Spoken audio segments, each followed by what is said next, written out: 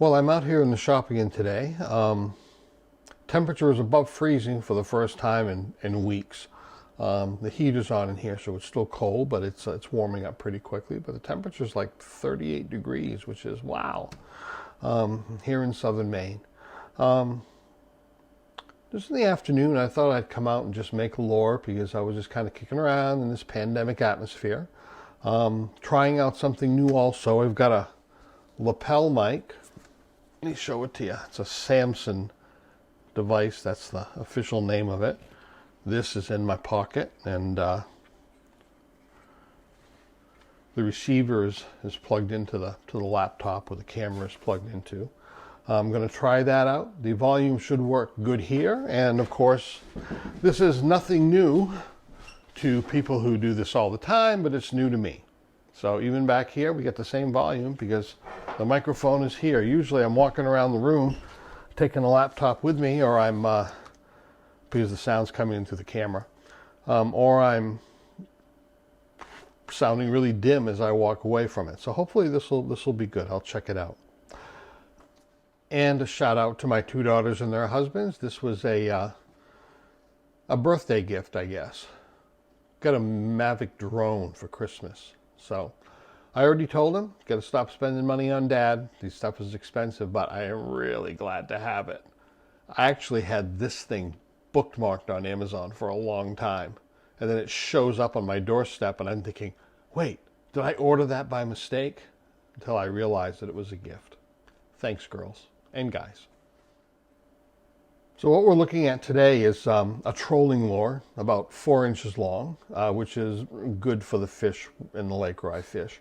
No particular pattern, no particular type of fish I'm making. So lately I just kind of like try to make them pretty, not trying to make any particular kind of fish. It's going to have a line tie on top of the head, so it'll drag this way and it'll flitter. Which means that the mast has to be really close to where the line tie is in order to do that. If you put it too much towards the front, it starts to spin. And if you put it too much towards the back, there's not much wobble to it.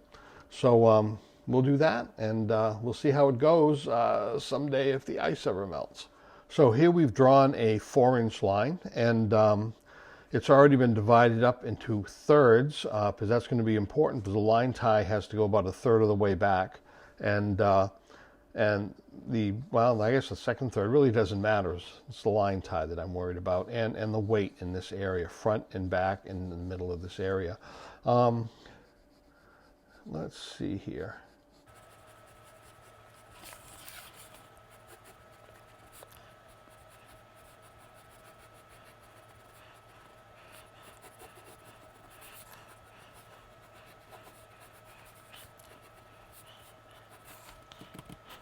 Something like that.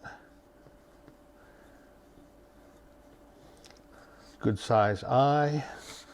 And will I carve? I think I'll just paint some gills on this. So the gills will be something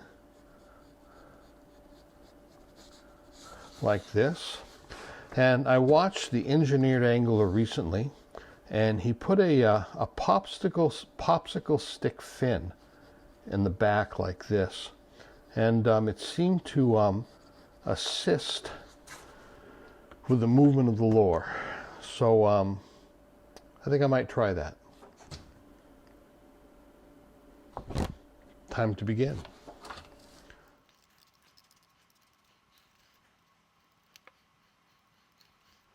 And there it is.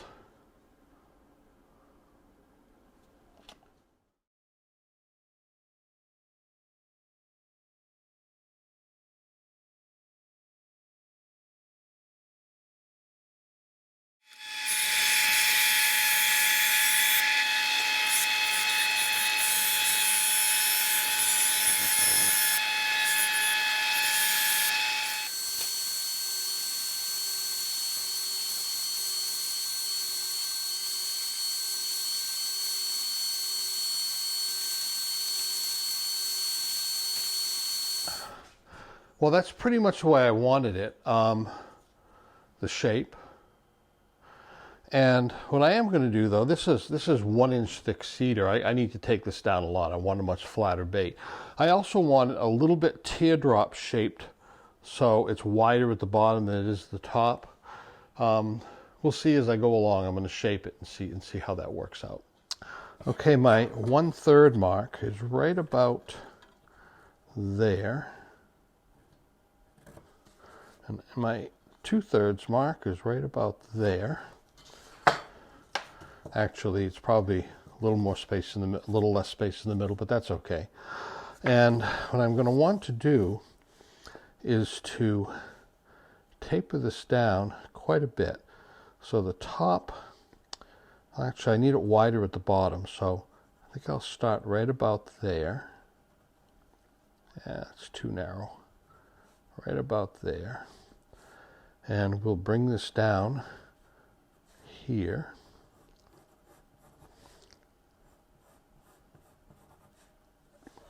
And then this will translate across pretty much. And then it will taper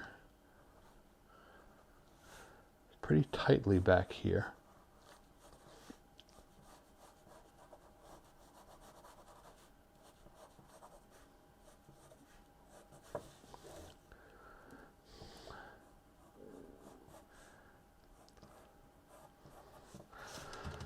Let's go cut that on the bandsaw.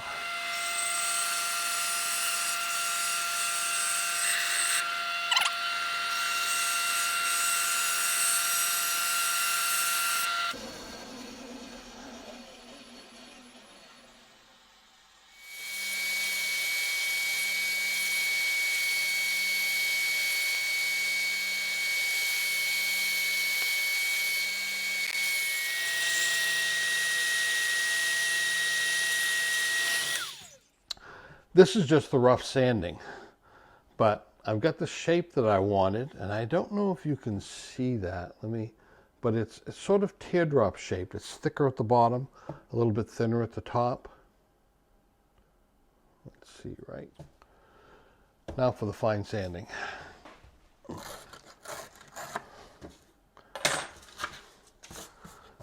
All the calculations left over from my other build. I hope it works out like I thought it would, because I won't find out till spring.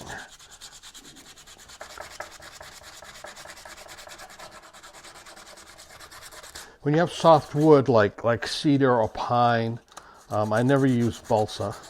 I don't like it, even though it's used a lot. I'm hoping to use some basswood pretty soon. I'm going to be doing some carving, and I'll have pieces left over. And that's a beautiful carving wood. So, we'll see. But anyway, what I was saying is, this softwood tends to sand really nice. You can actually take something that's rough and sand it down pretty fine without too much effort, because you can take a lot of wood off with some 100 grit sandpaper. So I finish it with sandpaper, and a lot of the shaping, and the roughness gets out, but a lot of the shaping has to do with just hand sanding. Well, I went and drilled a lot of holes over by the drill press for a really weird reason. I have a separate camera that I put on a tripod because the drill press is way over there, and this is all connected to my computer. And I get out there and I realize that I had put the SD card in the drone and it's still in there. I didn't want to go in the house to get it, so I drilled them without you. Sorry. I have 3 lead holes. The middle one is deep and the other 2 are shallow. I'm going to fill them all, and then I'm going to seal the bait and then try it in water and see how it sinks. I want it to sink slowly or moderately. It's going to be an underwater lure that will sink on its own. So I'm hoping that with a tie here, it will flitter coming across and stay a couple of feet or a foot or 2 below the surface, without having a bill on the front.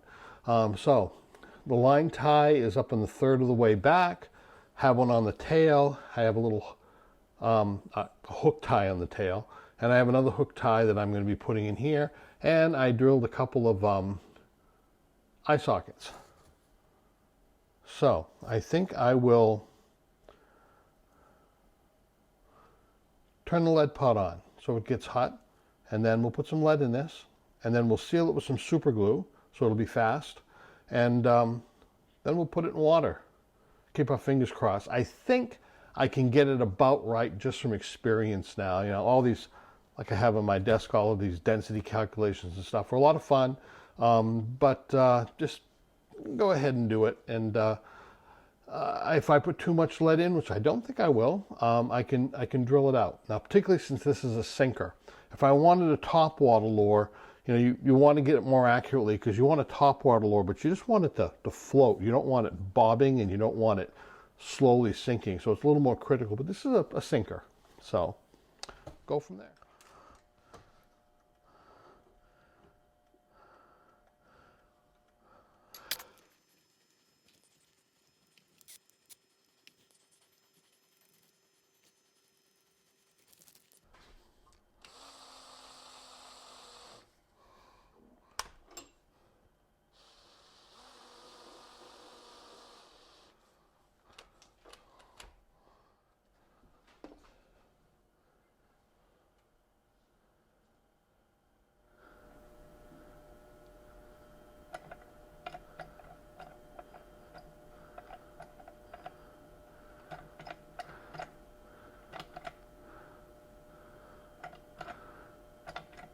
Boy, that's a deep hole. Now to seal it.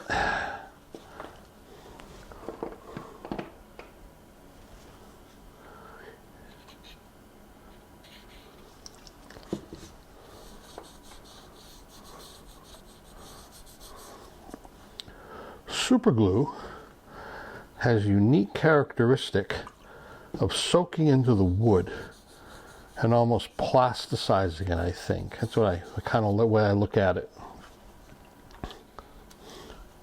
Because you can sand it afterwards and the super glue is still on it. So it goes fairly deep in there. Not real deep, but enough. I'm going to put some in here because I am going to put this in water. I've had this bottle of super glue for a long time. Star Bond. It's got a good nozzle on it that doesn't clog up, and there's a lot in there for the money. I need to get a new one though. It's about 3/4 empty, but I've had it for a year, over a year, doing these things. Okay, I'll put that up to hang to dry for a few minutes, and then we'll put it in water and see what it does. Well, I've got my bucket of water that I normally just drop my baits in a little bit to see how they are, but I think I'm going to have to go get some new water because look, ice, a little bit of water. The ice is floating, but I don't think I could test my lure in this. I'll be back. And I'm back with some fresh water. This is my all-purpose bucket. It's plastic. I'd love to have a glass fish tank out here, but I can imagine what that would look like if it froze. So let's drop this in here. And it's floating too much. Whoa. I didn't think it was going to float. I need more weight. So I've drilled the lead out of the 2 shallower holes, and I drilled them quite deep.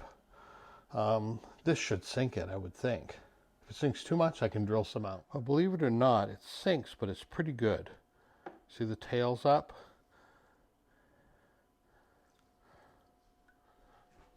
So I took some more of the lead out, and it sinks, but it doesn't sink quite as much as what you saw. It kind of still drops, but it drops a little more slowly, which is what I want. I want it to go down. The line will be pulling it up anyway.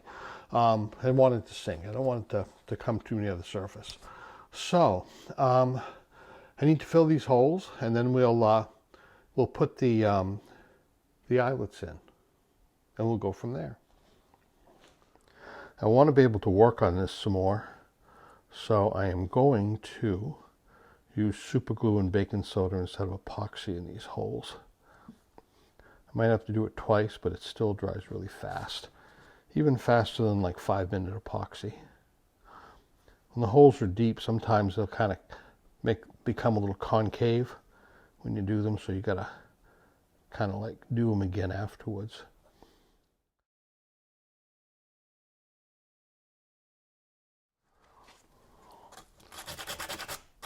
Dries pretty quick, particularly if you've had a little bit of water on the wood. It tends to accelerate the super glue. Okay, that one's a little concave. The other ones are pretty good. Kind of put a little bit too much on and then take it off. It's a lot easier than trying to get them level on their own.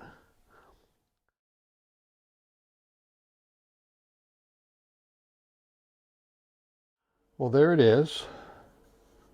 Pretty much smoothed down. I think I'm going to take and put another coating of super glue on it, and then I will use some fine grit sandpaper, and I think we'll call it a night. Painting won't occur until tomorrow. Yeah, I got tomorrow I can do. Every day runs into another these days. I'm retired and there's a pandemic, so you figure it out.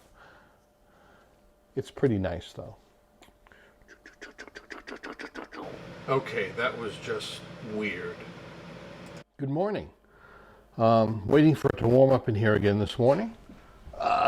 The bait has been sitting all night. Didn't need to, it was just covered with super glue. Super glue does a fairly shiny, solid finish on here. I will be putting some UV resin on here though. In fact, I think I'll probably do that first, so give it time to cure, because I have to do this. My airbrush has been soaking for a while, and just to get a good thorough cleaning on it, and I'll be putting that together today because I'm going to be doing some painting. Resin. Just realized that I got to glue the line ties in and the hook ties in, but I've also wanted to put that fin on the back end, so I'm going to do that now.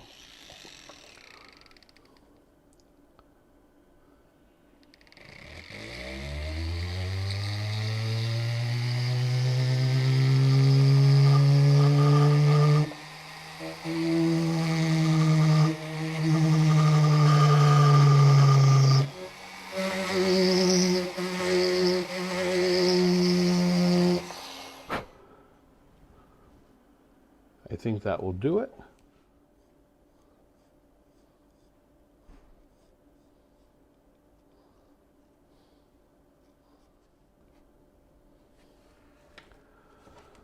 So, if I cut out something like that, it should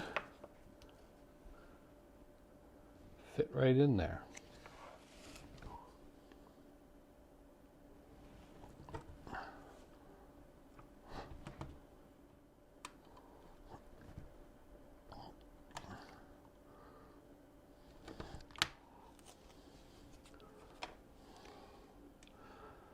And a roughed test fit here.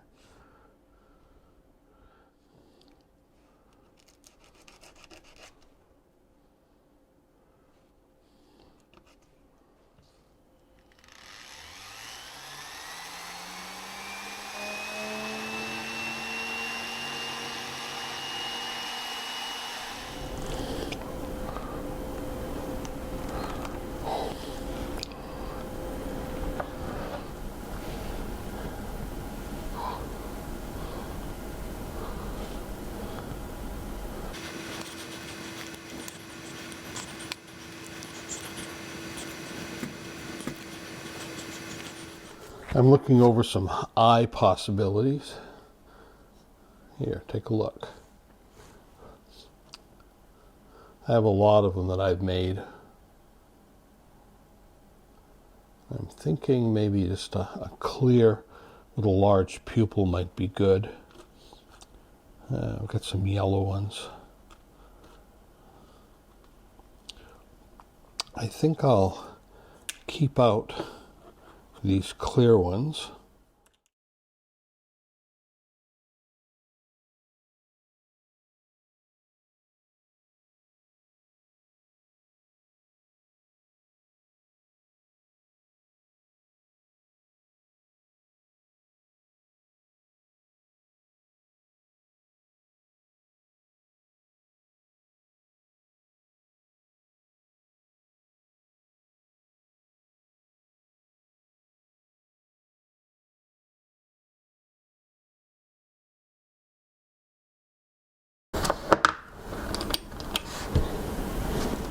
I've got some something new, Spaz sticks. It's a mirror chrome, and you have to put it on over black for it to be effective, and you have to have a really smooth surface. So I'm going to take the lure, and I am going to put a coat of UV clear on it. That usually does a pretty good job. We'll cure that, and we'll go from there. It'll be a long process, multi-step process to do this, so let's get started.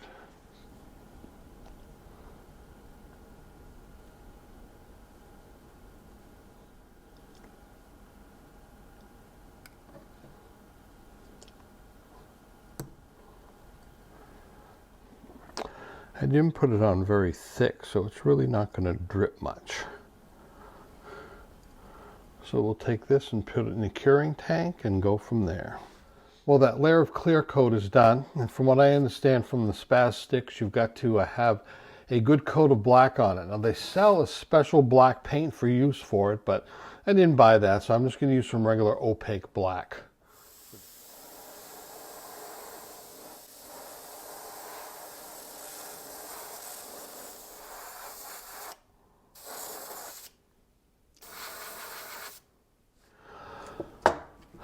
Well, I figure I'm either going to like this stuff or I'm not.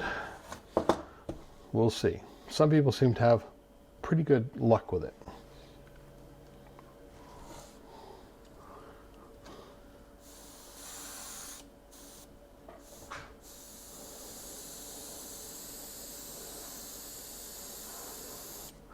It's pretty thin, so it actually sprays really nice.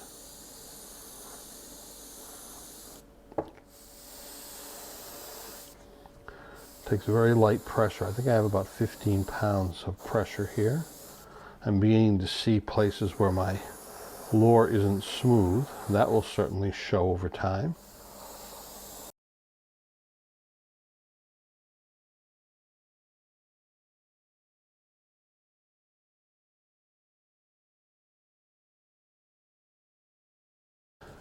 After it dries and you wipe it, it gets shinier, I guess.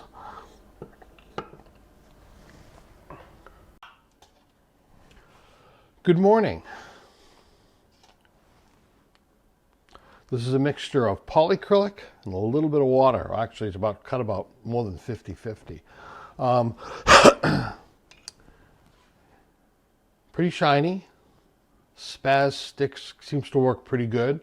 You have to have a really, really super smooth surface though, and mine isn't quite super smooth, but it's going to be good enough, I think, or at least for this first one.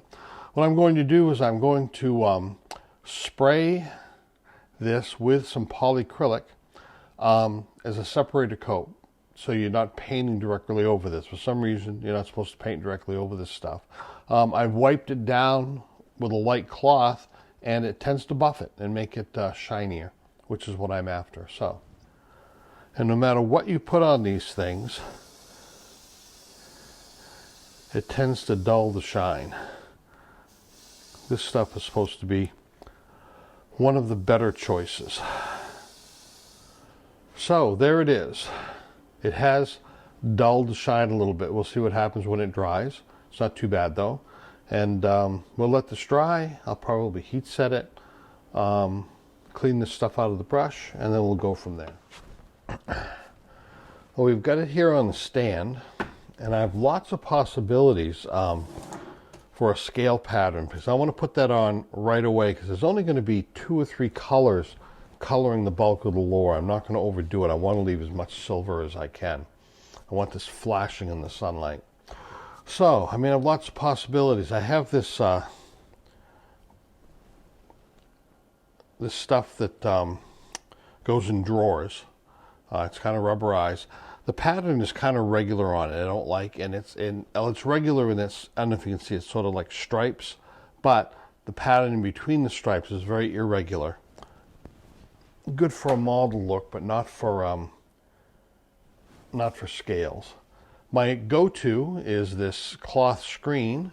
The scales are usually small. It does a good job, but this is a little bit bigger lure. I think I'm going to do something a little bit bigger with it. Then I have this netting bag. This is like a, you can travel and put your underwear in it or something, and it has these holes with small netted holes in between.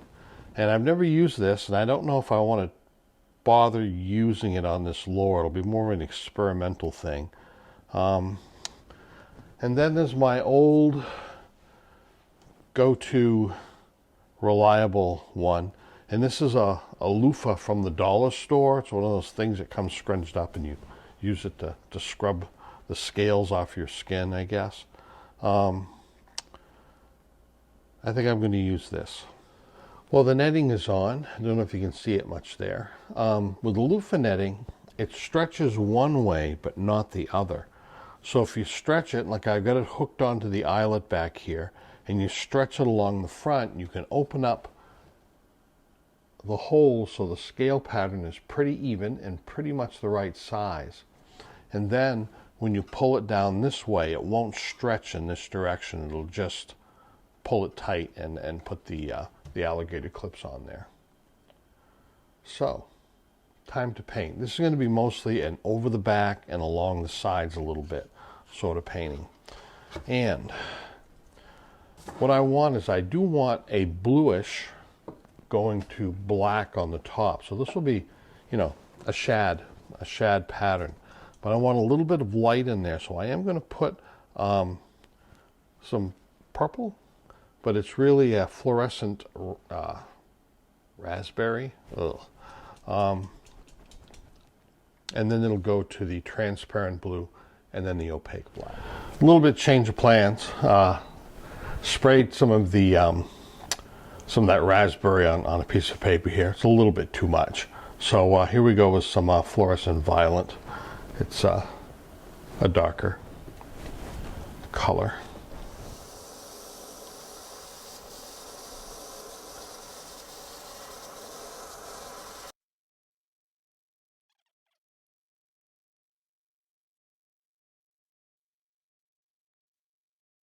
My goal is to leave a lot of the silver showing.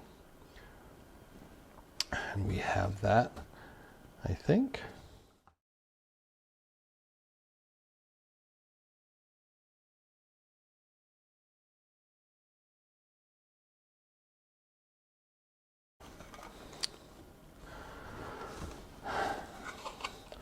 Okay, that's the blue layer.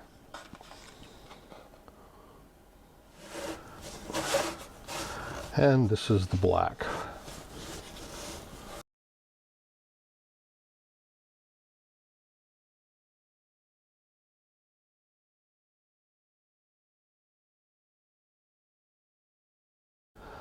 Now, we will heat set that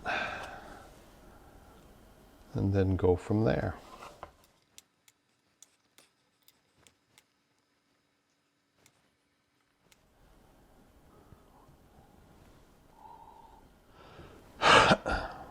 Oh yeah, I do like that. Love the way those scales came out.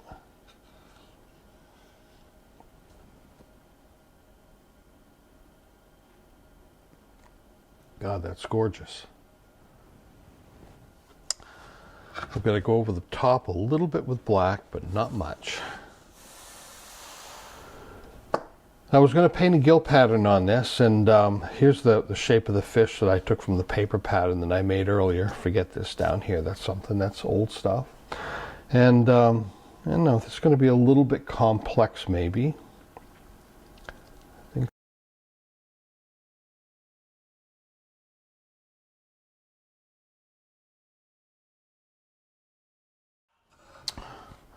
so this is going to be a multi-part painting process, I think. I need a little bit of white.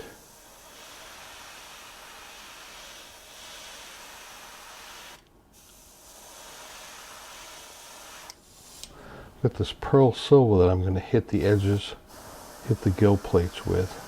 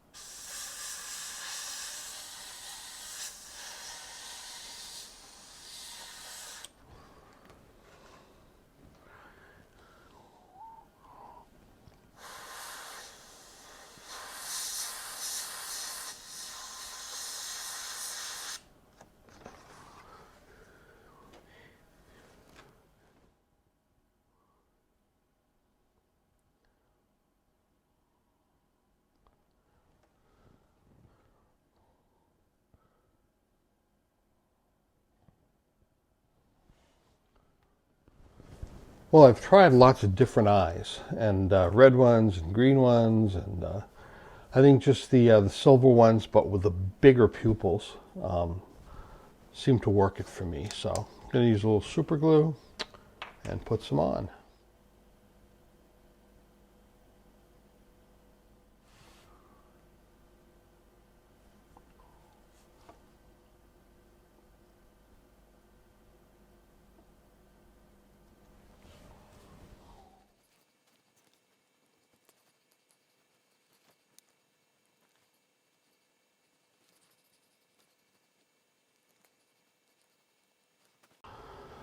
Well, while you weren't looking, I tied up a trailing hook.